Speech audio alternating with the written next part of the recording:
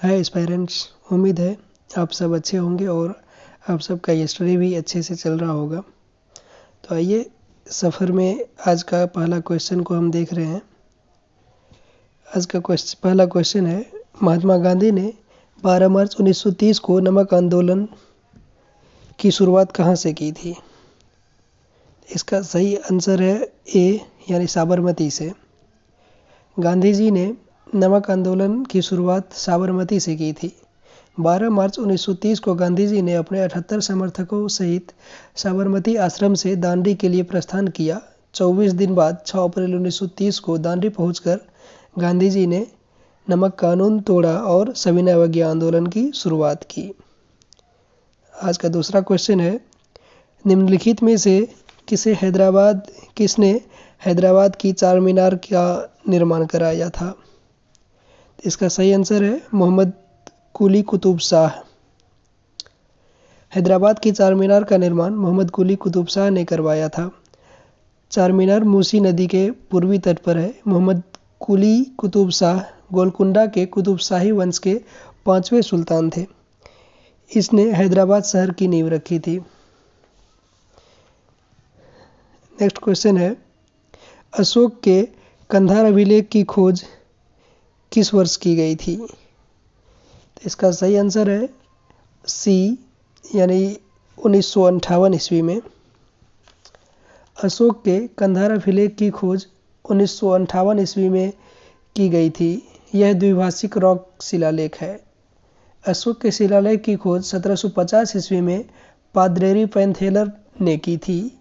इनकी संख्या टोटल 14 है। अभिलेखों को पढ़ने की पहली सफलता 1837 ईस्वी में जेम्स प्रिंसेप को हुई थी। नेक्स्ट क्वेश्चन है, वेट्टी ... शासकों द्वारा जबरन श्रम के रूप में एकत्र किया गया कर था। तो ये था चोल के द्वारा। वेट्टी चोल शासकों के द्वारा वसूला गया कर था। चोल शासकों द्वारा जबरन श्रम के रूप में कर एकत्र किया जाता था, जिसे वेट्टी कहा जाता था। चोल काल में भूमि कर उपज का 1/3 भाग हुआ करता था। इस काल में ऊर सर्वसाधारण लोगों की समिति थी, जिसका कार्य तालाब और बगीचों के निर्माण के लिए भूमि अधिग्रहण करना था। नेक्स्ट क्वेश्चन है, निम्नलिखित में से किस लड़ाई में ईस्ट इंडिया कंपनी ने मैसूर पर कब्जा कर लिया था? इसका सही आंसर है सी।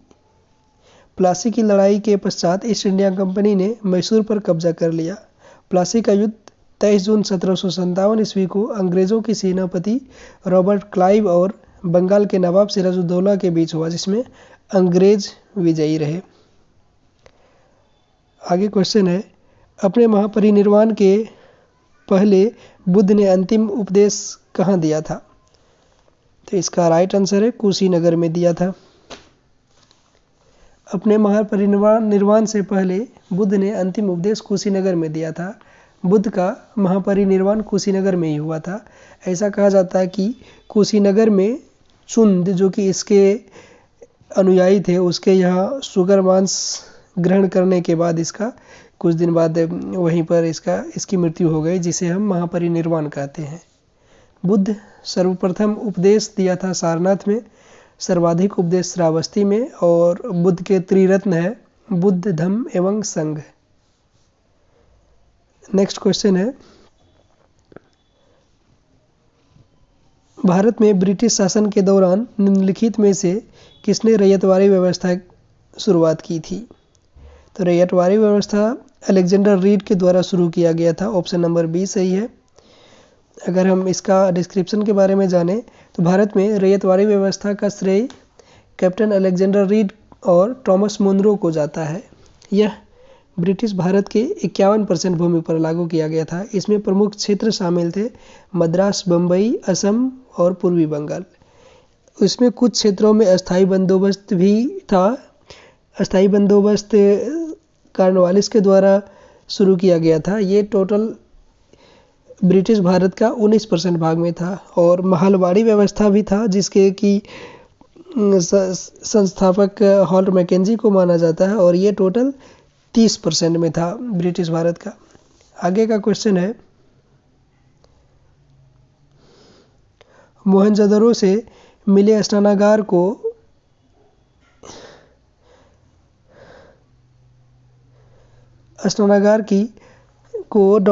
की परत चढ़ाकर जलरोधी बनाया जा गया था। ये प्राकृतिक चारकोल को मतलब वो परत चढ़ा करके जलरोधी बनाया गया था, मतलब इससे पानी का बहाव ना हो। मोहनजोदड़ो से मिले स्नानागार को प्राकृतिक चारकोल की परत चढ़ाकर जलरोधी बनाया गया था। मोहनजोदड़ो से प्राप्त स्नानागार संभवतः सैंधव सभ्यता की सबसे बड़ी इमारत थी। मोहनजोदड़ो में शवों को जलाने की प्रथा विद्यमान थी। नेक्स्ट क्वेश्चन है, अकबर के दरबार में के नवरत्नों में शामिल महेश दास निम्न में से किस नाम से लोकप्रिय थे? महेश दास, बीरबल का ही नाम महेश दास है पहले, और ये इसके दरबार में कवि के तौर पर थे। अकबर के दरबार में नवरत्नों में शामिल महेश दास बीरबल के नाम से लोकप्रिय थे। ये मुगल बादशाह अकबर के दरबार के प्रमुख वजीर थे। उसके अलावा और भी थे, जैसे कि भगवान दास अमीर उल उमरा के नाम से जाना जाता था। अबुल फजल, अनवर ए सादात, फैज यार ए दानिश बीरबल कवि प्रिय थे। इसके अलावा तानसेन जो कि म्यूजिशियन थे। टोडरमल भी थे जो कि इसके फाइनेंस मिनिस्टर थे। नेक्स्ट क्वेश्चन देख रहे हैं 75 का, बाबर ने ... नामक युद्ध पद्धति की शुरुआत की, जिसमें सेना को विभिन्न डिवीजनों में विभाजित कर दिया जाता था ताकि दुश्मन को हर तरफ से घेरा जा सके। ये तुलुगमा पद्धति अपनाया था। इस तुलुगमा पद्धति में होता क्या है कि जैसे कि विरोधी दल के सैनिक इधर से हैं और इधर से बाबर का सैनिक था, तो ये विरोधी दल के सैनिक पर क्या करता था, तुलुगमा पद्धति में चारों तरफ से अटैक कर दिया जाता था, सामने से भी, साइड से भी। तो इसमें होता क्या था कि विरोधी दल को पता ही ना चल रहा था कि तो ये वार किधर से हो रहा है, जिस कारण कि वो एग्जैक्ट हर तरफ से इसको रोक नहीं पा रहे थे, जिस कारण कि बाबर आसानी से युद्ध जीते। इसके अलावा इसने पानीपत का प्रथम युद्ध में तोपखानों का भी प्रयोग किया था। तो तोपखानों के जो उस्ताद थे, मतलब उसे चलाने वाले लोग, उनमें से एक थे उस्ताद अली और फिर एक थे मुस्तफ़ा खान। नेक्स्ट क्वेश्चन है, मुगल साम्राज्ञी नूरजहां द्वारा उसके पिता की याद में बनाया गया एतमाद-उद-दौला का मकबरा कहाँ स्थित है? तो एतमाद-उद-दौला का मकबरा जो है ये आगरा में स्थित है। नूरजहां द्वारा उनके पिता की याद में बनाया गया एतमाद-उद-दौला का मकबरा आगरा में स्थित है। ईरान निवासी मिर्ज़ा गियास बेग की पुत्री नूरजहां का वास्तविक नाम मेहरुन्निसा था। विवाह के पश्चात जहांगीर ने उसे नूरमहल एवं नूरजहां की उपाधि प्रदान किए थे। नेक्स्ट क्वेश्चन है, राजा आम्भी कहाँ के शासक थे?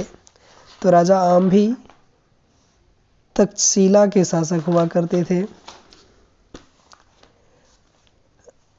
आम्भी ने 327-26 ईसा पूर्व में तक्षशिला का पर शासन किया। सिकंदर के आक्रमण के समय तक्षशिला में इनका ही शासन था, मतलब राजा आम्भी का ही शासन था। नेक्स्ट क्वेश्चन देख रहे हैं, सूफी उस्ताद अपनी सभाओं को अपनी खानकाहों में आयोजित करते थे, जिन्हें क्या कहा जाता था? इन्हें धर्मशालाएं कहा जाता था। सूफी उस्ताद अपनी सभाओं को अपनी खानकाहों में आयोजित करते थे, जिन्हें धर्मशालाएं कहा जाता था। सूफी शब्द की उत्पत्ति सूफ शब्द से हुई है, जिसका अर्थ ऊन होता है। सूफी संत ऊनी कपड़े पहनते थे। सूफी संतों से शिष्यता ग्रहण करने वाले को मुरीद कहा जाता था। सूफियों का धर्मसंघ 2 भागों में विभाग था। उसमें एक था बा सारा और दूसरा है बे सारा। नेक्स्ट क्वेश्चन है, अलाउद्दीन खिलजी ने अपने सैनिकों के लिए एक नए सैनिक नगर का निर्माण कराया जिसका नाम था सीरी। अलाउद्दीन खिलजी ने अपने सैनिकों के लिए एक नए सैनिक नगर सीरी का निर्माण कराया। सीरी किला दिल्ली में स्थित है जिसके निर्माण का उद्देश्य मंगोलों के आक्रमण से रक्षा करना था। अलाउद्दीन खिलजी ने घोड़ा दागने एवं सैनिकों का हुलिया मतलब होता है यूनिफॉर्म कोड लिखने की प्रथा शुरुआत की थी। नेक्स्ट क्वेश्चन है लाला लाजपत राय ... के एक सक्रिय सदस्य थे। तो लाला लाजपत राय आर्य समाज के एक सक्रिय सदस्य थे। ये लाला लाजपत राय गरम दल के नेता थे। लाल बाल पाल मतलब लाला लाजपत राय, बाल गंगाधर तिलक, बिपिन चंद्र पाल एवं अरविंद घोष ये सब गरम दल के नेता हुआ करते थे। आर्य समाज की स्थापना स्वामी दयानंद सरस्वती के द्वारा सन 1875 ईस्वी में मुंबई में की थी। इसका प्रमुख उद्देश्य वेदों का प्रचार करना था। तो वेदों की ओर लौटो का नारा भी स्वामी दयानंद सरस्वती ने ही दिए थे। नेक्स्ट क्वेश्चन है दारा शिकोह अंततः उत्तराधिकार के युद्ध सामूगढ़ की लड़ाई में ... से हार गया था। तो ये किससे हारा था? औरंगजेब से हारा था। शाहजहां का ज्येष्ठ पुत्र यानी सबसे बड़ा पुत्र दारा शिकोह ही थे। दारा और औरंगजेब ने उत्तराधिकारी के लिए 3 प्रमुख युद्ध किए जिसमें कि एक है धर्मट का युद्ध, सामूगढ़ का युद्ध और देवराय की घाटी का युद्ध। नेक्स्ट क्वेश्चन है हड़प्पा स्थलों पर निम्नलिखित में से मिली वस्तुओं में से कौन सी वस्तुओं को इंजीनियर आज के पाकिस्तान के पंजाब में पहली रेलवे लाइनों का निर्माण करने के लिए ले गए थे? तो यहाँ से ये ईंट लेकर गए थे क्योंकि हम लोग जानते हैं कि मोहनजोदड़ो के जो मकान बना हुआ था वो भी पकी हुई ईंटों से बना हुआ था। तो उस समय खुदाई में काफ़ी ज़्यादा मात्रा में ईंट निकले थे। तो और अंग्रेज़ को जब यहाँ पर रेलवे लाइन बिछाना था तो वहाँ पर ईंटों का ज़रूरत था, तो उसी ईंट का फिर वो सब यूज़ किए। आगे हम देख रहे हैं स्वतंत्रता प्राप्ति के पश्चात हड़प्पा संस्कृति के सर्वाधिक स्थल गुजरात में खोजे गए हैं जो कि इंडिया में है। हड़प्पा की मोहरों पर सबसे अधिक एक श्रृंगी पशु का अंकन मिलता है। नेक्स्ट क्वेश्चन है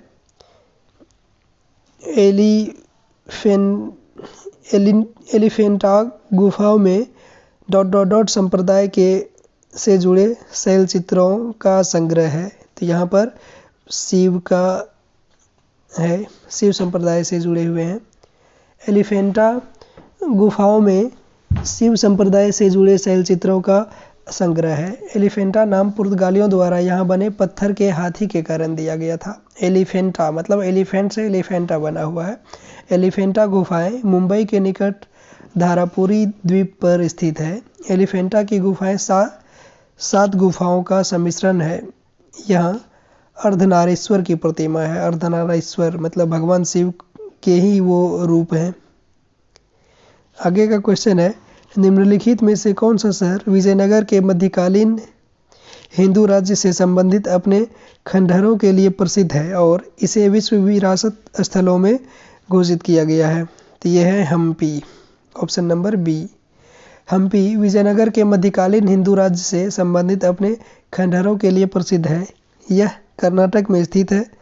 1986 ईस्वी में इसे विश्व विरासत स्थल घोषित किया गया है। विजयनगर साम्राज्य के खंडहर तुंगभद्रा नदी पर स्थित है। इसकी राजधानी तेलुगु थी। विजयनगर साम्राज्य पर निम्न वंशों ने शासन किया था। उसमें से पहला है संगम, सुलूप, तुलुप एवं अराविडो वंश।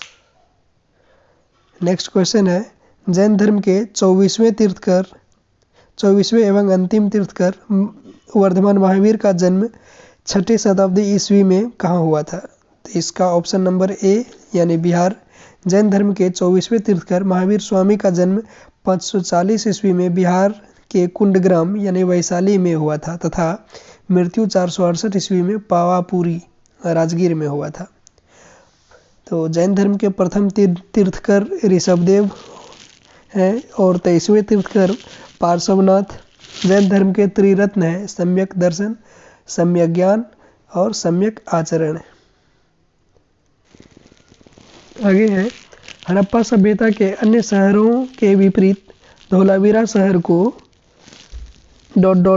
भागों में विभाजित किया गया था। तो इसे 3 भागों में विभाजित किया था। ऑप्शन नंबर सी इसका राइट होगा।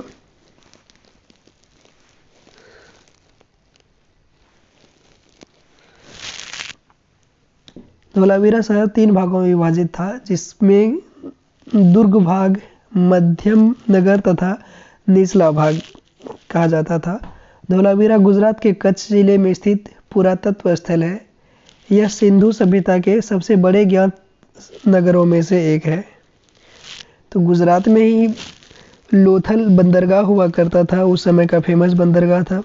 सोवियत संघ वर्ष किस में टूटा था? तो 1991 ईस्वी में टूटा था। उस समय इसमें टोटल 15 देश शामिल था, जिसमें कि टूटने के बाद इस 15 में से सबसे बड़ा देश रूस बना था। सोवियत संघ उस समय USSR के नाम से जाना जाता था। टोटल 15 देश शामिल था।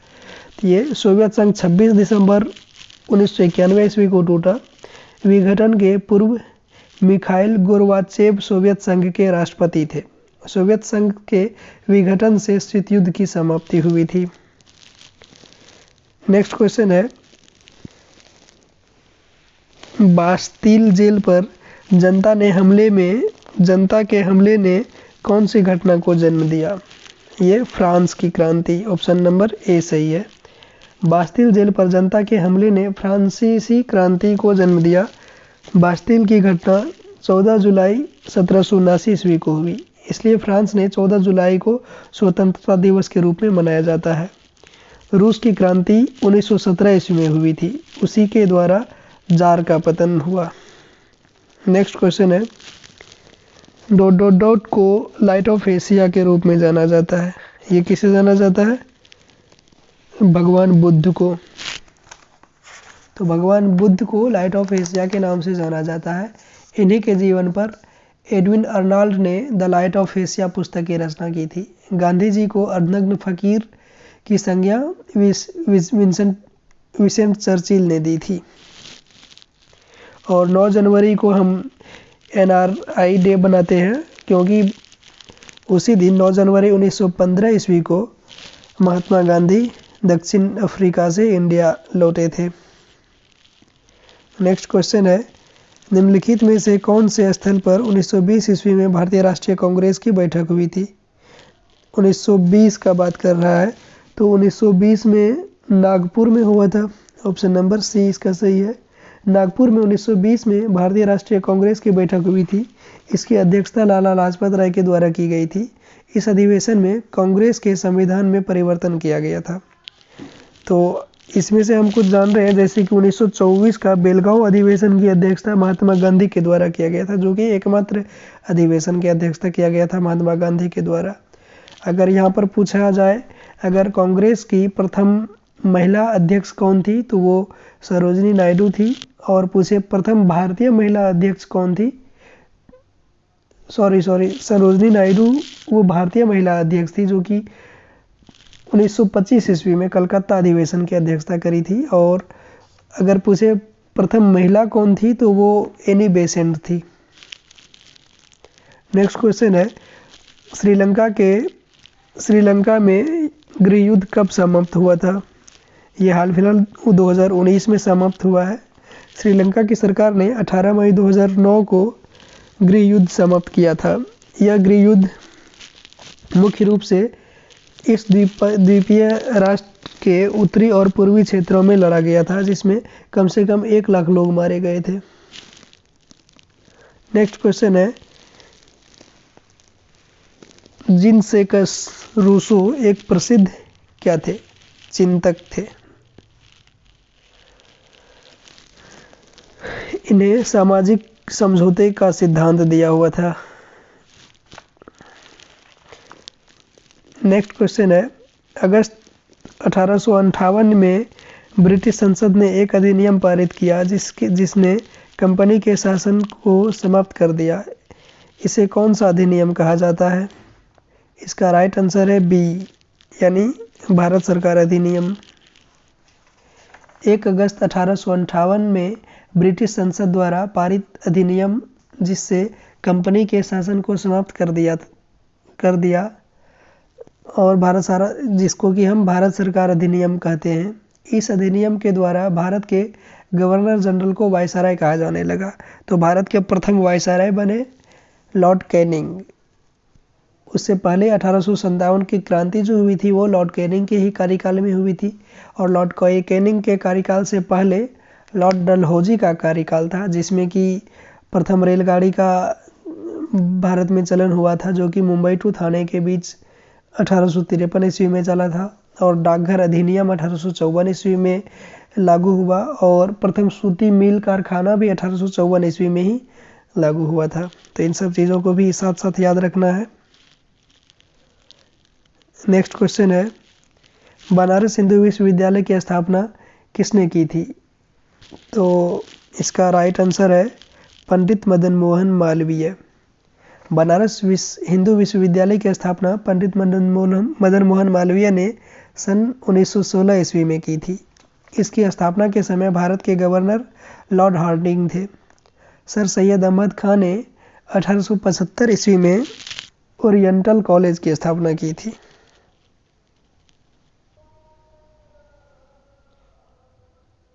नेक्स्ट क्वेश्चन है, 5 मार्च 1931 को संवैधानिक सुधारों की शर्तों पर बातचीत करने के लिए भारतीय राष्ट्रीय कांग्रेस की ओर से मदन मोहनदास करमचंद गांधी ने ... के साथ उच्च स्तरीय आधिकारिक बैठक में भाग लिया था। ये किसके साथ लिया था? लॉर्ड इरविन के साथ। इसी बैठक को हम गांधी इरविन समझौता के नाम से भी जानते हैं। ये 5 मार्च 1931 ईस्वी को हुआ था। नेक्स्ट क्वेश्चन है, सत्य के प्रयोग माई एक्सपेरिमेंट विद ट्रूथ की आत्मकथा है। ये किसकी आत्मकथा है? महात्मा गांधी की आत्मकथा है। My experiment with truth Mahatma Gandhi की आत्मकथा है। अगर हम जवाहरलाल नेहरू का बात करें तो जवाहरलाल नेहरू की आत्मकथा टुवार्ड फ्रीडम है, और एपीजे अब्दुल कलाम का बात करें तो wings of fire APJ Abdul Kalam की आत्मकथा है। नेक्स्ट क्वेश्चन है, हवा महल कौन से शहर में स्थित है? हवा महल जयपुर में स्थित है। तो आपको बताना है पिंक सिटी किसे कहते हैं। तो आप कमेंट में बताएंगे पिंक सिटी किसे कहते हैं। नेक्स्ट क्वेश्चन है, गांधी इरविन समझौता भारत के निम्नलिखित में से किस आंदोलन से संबंधित है? गांधी इरविन समझौता सविनय अवज्ञा आंदोलन से संबंधित है। Option A. गांधी इरविन समझौता 5 मार्च 1931 ईस्वी को हुआ था। अगर रोलेट एक्ट का बात तो 26 जनवरी 1919 ईस्वी को पास हुआ था, और असहयोग आंदोलन का बात करें तो 1 अगस्त 1920 ईस्वी को असहयोग आंदोलन शुरू हुआ था। 1 अगस्त 1920 ईस्वी को असहयोग आंदोलन जिस समय शुरू हुआ था उसी दिन बाल गंगाधर तिलक का भी मृत्यु हुई थी। तो इन चीज़ों को भी हमें याद रखना है। नेक्स्ट क्वेश्चन है, निम्नलिखित में से कौन फ्रांसीसी क्रांति के सिद्धांत से प्रेरित था? ये थे टीपू सुल्तान। हैदर अली के पुत्र टीपू सुल्तान हुए हैं। इन्होंने ये फ्रांसीसी क्रांति के सिद्धांत से प्रेरित था। अगर इसमें हम एनी बेसेंट का बात करें तो एनी बेसेंट कांग्रेस की पहली महिला अध्यक्ष बनी है 1917 ईस्वी में। आगे अगर बदरुद्दीन तैयब जी का बात करें तो कांग्रेस के तीसरे अधिवेशन की अध्यक्षता इन्होंने किए थे। तो इस क्वेश्चन का राइट आंसर टीपू सुल्तान है। नेक्स्ट क्वेश्चन देखिए, भारतीय उपखंड में जन्म लेने वाले कौन सा भक्ति संगीत सूफी भक्ति संगीत का एक रूप है?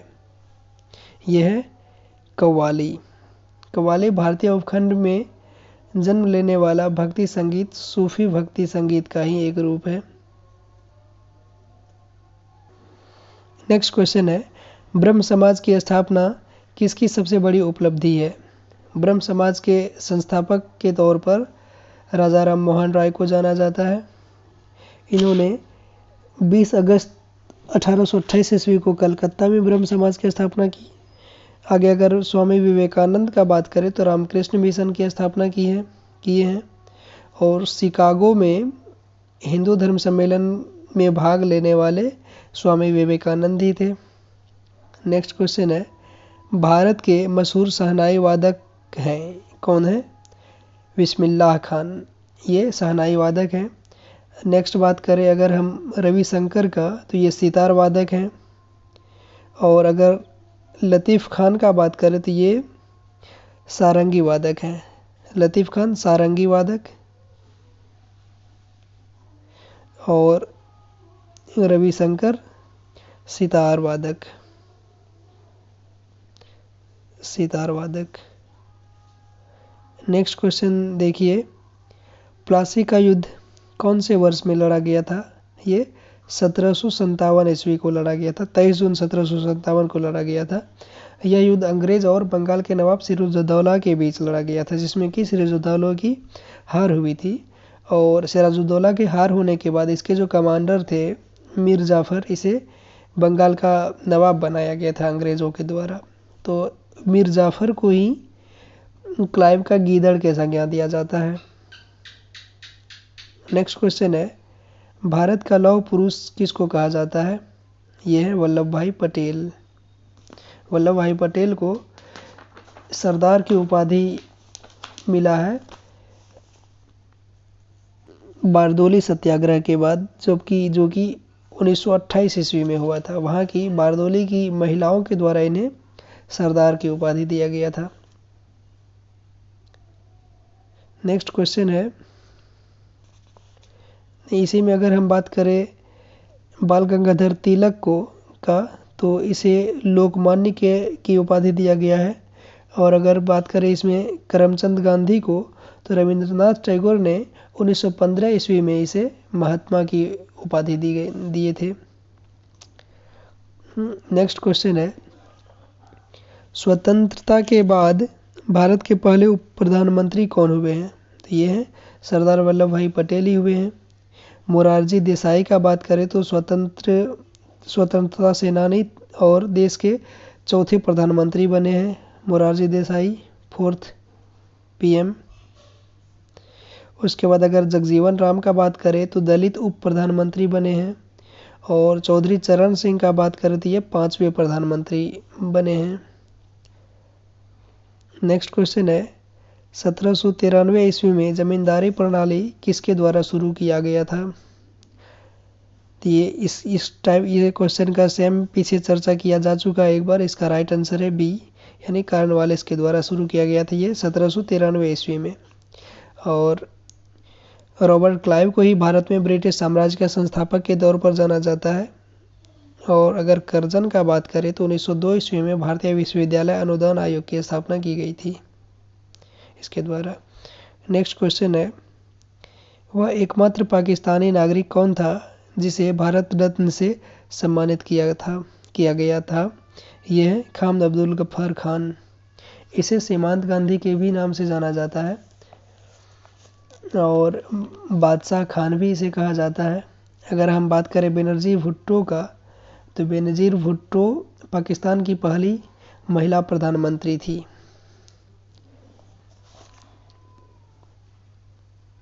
नेक्स्ट क्वेश्चन है, भारतीय जनता पार्टी यानी बीजेपी से ही, भारतीय जनता पार्टी से ही संबंधित नरेंद्र मोदी अभी वर्तमान प्रधानमंत्री हैं। तो यहाँ पर बात कर रहा है बीजेपी की स्थापना ... के द्वारा स्थापित भारतीय जनसंघ में निहित है। तो ये श्यामा प्रसाद मुखर्जी इससे संबंधित है। अटल बिहारी वाजपेयी का अगर बात करें तो भारत के 3 बार प्रधानमंत्री रह चुके हैं। और लाल कृष्ण आडवाणी का बात करें तो ये बीजेपी का वरिष्ठ नेता हैं। नेक्स्ट क्वेश्चन का बात करें, निम्नलिखित में से कौन विश्व विरासत स्थल में नहीं है? इसमें आदमगढ़ शैलाश्रम यह विश्व विरासत स्थल में शामिल नहीं है, जो कि मध्य प्रदेश राज्य के होशंगाबाद नगर में स्थित है। आगरा का किला आगरा में स्थित है। भीमबेटका मध्य प्रदेश में है। अजंता की गुफा महाराष्ट्र में है। और ये सब क्या है? ये 3 मतलब A, B और D विश्व विरासत स्थल में शामिल है। नेक्स्ट क्वेश्चन है, राजिया सुल्तान के पिता कौन थे? राजिया सुल्तान के पिता ये इल्तुतमिश थे। राजिया सुल्तान का अगर हम टाइम पीरियड बात करें तो ये 1236 से 1240 ईस्वी तक दिल्ली सल्तनत की गद्दी पर बैठी थी, और इसके पिता इल्तुतमिश ये 1211 से 1236 ईस्वी तक शासन किए हैं। नेक्स्ट क्वेश्चन है, निम्नलिखित में से कौन सा एक नवपाषाण सांस्कृतिक स्थल नहीं है? इसका राइट आंसर डी है, कुंतासी। कुंतासी नवपाषाण एक सांस्कृतिक स्थल नहीं है, यह सिंधु घाटी सभ्यता से संबंधित बंदरगाह के रूप में जाना जाता है। अगर बात करें मेहरगढ़ का, तो मेहरगढ़ नवपाषाण काल से संबंधित है, यहाँ से पशुपालन के साक्ष्य मिले हैं। और अगर कोल्डी हवा का बात करें तो कोल्डी हवा से धान की भूसी मिली है, और बुरजहोम को प्लेस ऑफ बिल्ज कहा जाता है। नेक्स्ट क्वेश्चन है, भारत में स्वदेशी आंदोलन के दौरान स्वराज ध्वज किसने डिजाइन किया था? तो ये स्वदेशी आंदोलन के दौरान है, तो इस चीज़ को ध्यान में रखना है, ये महात्मा गांधी के द्वारा डिजाइन किया गया था। अगर यहीं पर पूछे आपसे कि तिरंगा झंडे का डिजाइन कौन किया था, तो वो कांग्रेसी नेता पिंगली वेंकैया थे। यहाँ पर स्वदेशी आंदोलन के दौरान स्वराज ध्वज का डिजाइन का बात कर रहा है, तो इसका राइट आंसर महात्मा गांधी है। अगर यहीं पर अगर आपसे पूछा जाता तिरंगा झंडे का डिजाइन तैयार कौन किए थे, तो वो थे कांग्रेसी नेता पिंगली वेंकैया। तो इन चीज़ों में आपको कंफ्यूजन में नहीं आना है। महात्मा गांधी ने चरखे के साथ घूमते हुए चक्र का भी निशान बनाया था इसी टाइम में। नेक्स्ट क्वेश्चन है, स्वराज मेरा जन्मसिद्ध अधिकार है और मैं इसे लेकर रहूंगा, यह नारा किसने दिया था? यह नारा बाल गंगाधर तिलक के द्वारा दिया गया है।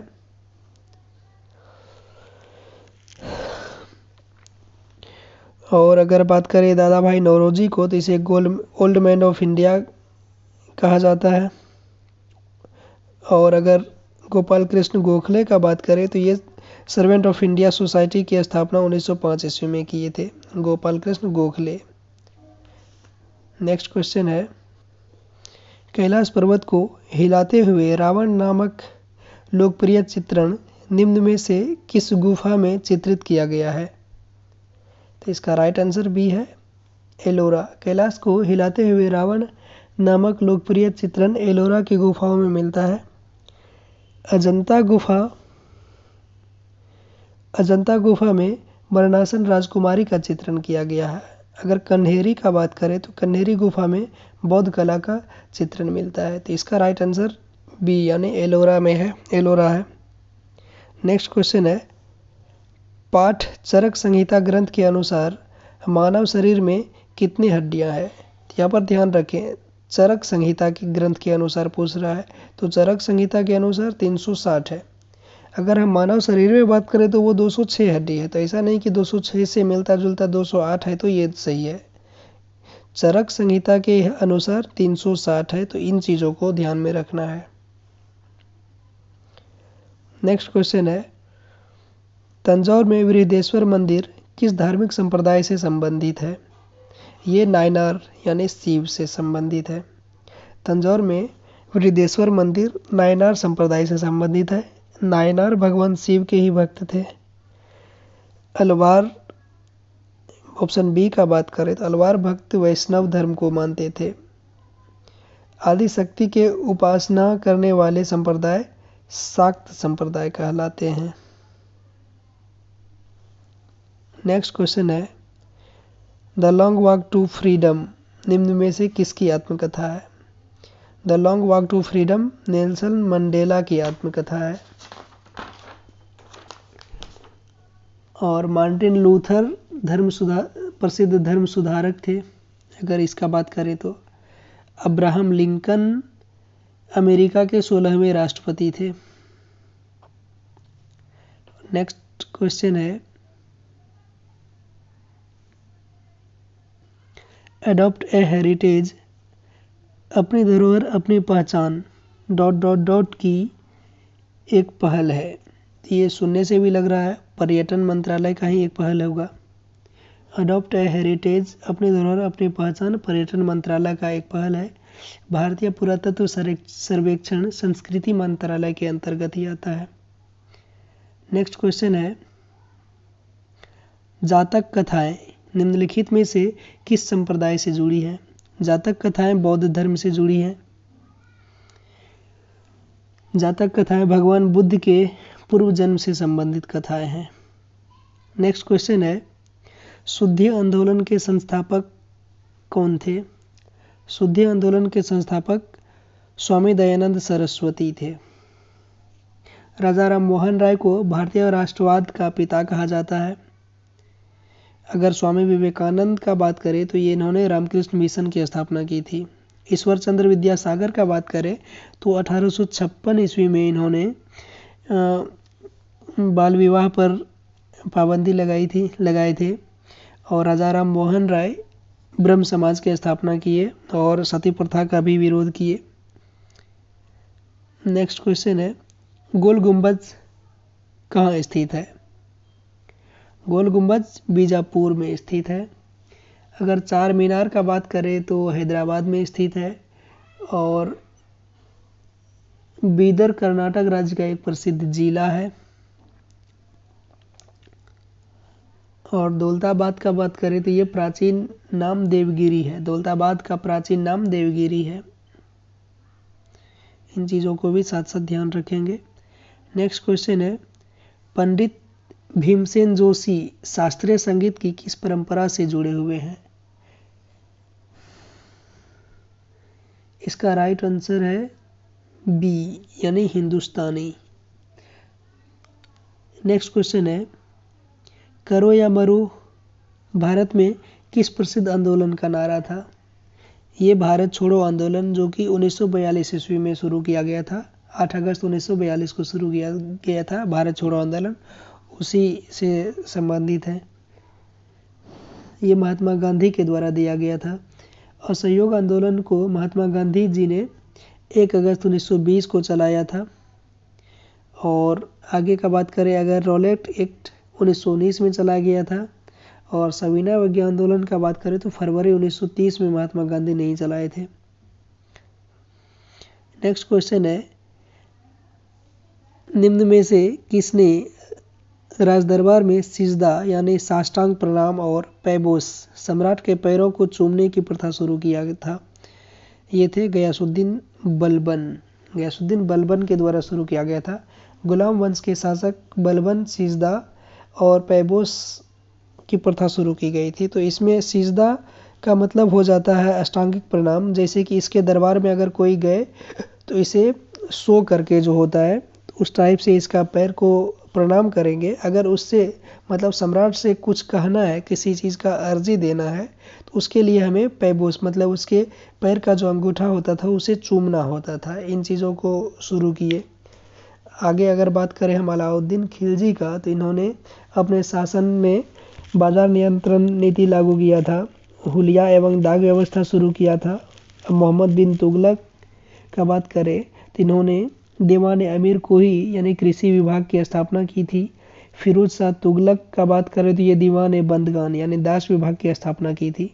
यहीं पर क्वेश्चन पूछा जाता है आपसे, दिल्ली सल्तनत में सबसे अधिक दास किसके दरबार में थे? तो ये फिरोज शाह तुगलक के ही शासनकाल में थे। अप्रॉक्स 80,000 के आसपास इसके यहाँ दास हुआ करते थे। नेक्स्ट क्वेश्चन है, 1965 के भारत पाक युद्ध के दौरान भारत का नेतृत्व करने वाले प्रधानमंत्री कौन थे? तो 1965 में का अगर बात करें उस समय लाल बहादुर शास्त्री प्रधानमंत्री थे।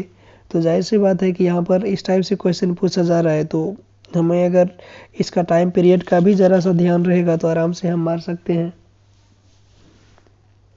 नेक्स्ट क्वेश्चन है, तो आज का लास्ट क्वेश्चन यहाँ पर समाप्त होता है। तो अगर आप लोग को वीडियो अच्छा लग रहा है और ज़रा भी इंफॉर्मेटिव लग रहा है वीडियो तो आप इसे लाइक करें। अगर आपको ये नहीं लग रहा है तो इसे डिसलाइक कम से कम कर दें अगर अच्छा नहीं लग रहा है, क्योंकि आपका जो भी रिव्यू होगा उसी के अकॉर्डिंग हम आगे का कोई भी वीडियो बनाएंगे और बेहतर हम करने का कोशिश करेंगे। अगर आप ना ही लाइक ना ही डिसलाइक करेंगे तो उससे हमें समझ नहीं आएगा कि मेरा ये वर्क सही डायरेक्शन में जा रहा है या गलत डायरेक्शन में। तो प्लीज़ आप लोग अपना रिव्यू ज़रूर दें। अगर अच्छा लग रहा है तो आप कमेंट भी करके अच्छा लिख सकते हैं, नाइस लिख सकते हैं, या आप लाइक का बटन भी दबा करके ये कर सकते हैं रिव्यू। अगर ख़राब लग रहा है तो डिसलाइक का बटन लाइक के ही जस्ट बगल में है, तो डिसलाइक कम से कम ज़रूर करें, कुछ ना कुछ ज़रूर करें। धन्यवाद।